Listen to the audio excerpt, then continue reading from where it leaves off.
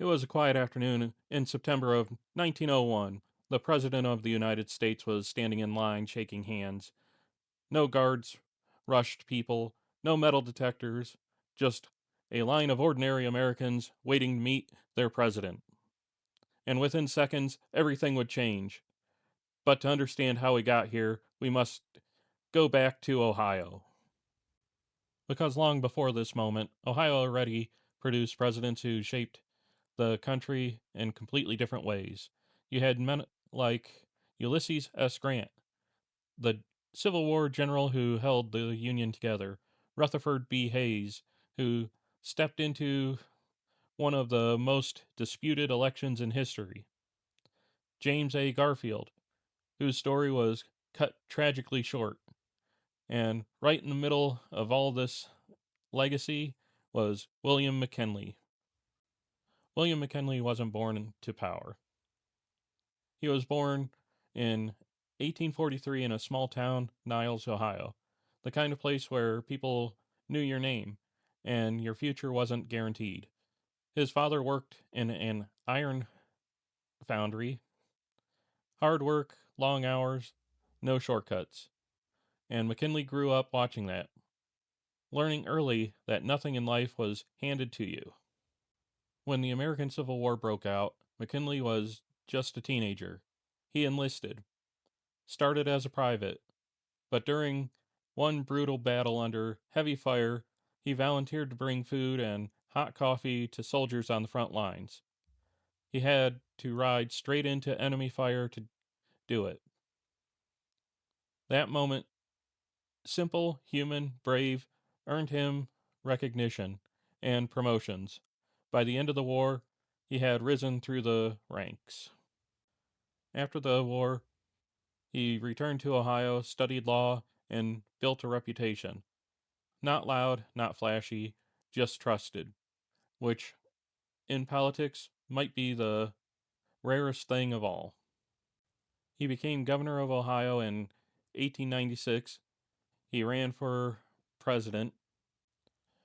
Now, this wasn't a calm time in America. The country was divided economically and politically, and McKinley positioned himself differently than the others before him. Where Grant brought strength and Hayes brought stability after chaos, McKinley brought structure to a rapidly changing nation. And it worked. He won. But his presidency, it wouldn't stay calm for long. In 1898, the United States entered the Spanish American War. It was a short war. Massive consequences, and when it ended, the United States gained territories like Philippines, Guam, and Puerto Rico. For the first time, America stepped into the world stage as a global power, and McKinley was the one guiding that shift. And if you've been following this series, or this is the first of the series that you've seen from the presidents of Ohio, make sure you subscribe, check out the rest of the videos, because what's wild is how each one of these presidents connected to the next. And McKinley might be the biggest turning point of them all. By 1901, America was growing fast, confident, expanding, and McKinley, he was wildly liked, which makes what happened next even harder to believe. At the Pan-American Exposition in Buffalo, New York, the president decided to meet the public, face to face, one by one. People stepped forward, shook his hand, and then moved on. Then a man approached, his hands wrapped in cloth, as if they were injured.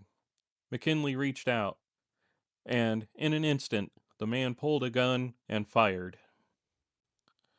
The room erupted. Panic, confusion. The president had been shot. At first, there was hope. Doctors believed he might recover.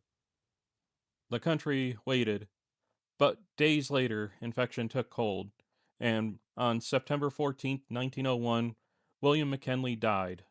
And just like that, everything shifted.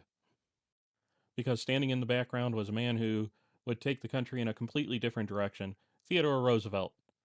Young, energetic, aggressive, a total contrast, and his rise marked the beginning of a new era.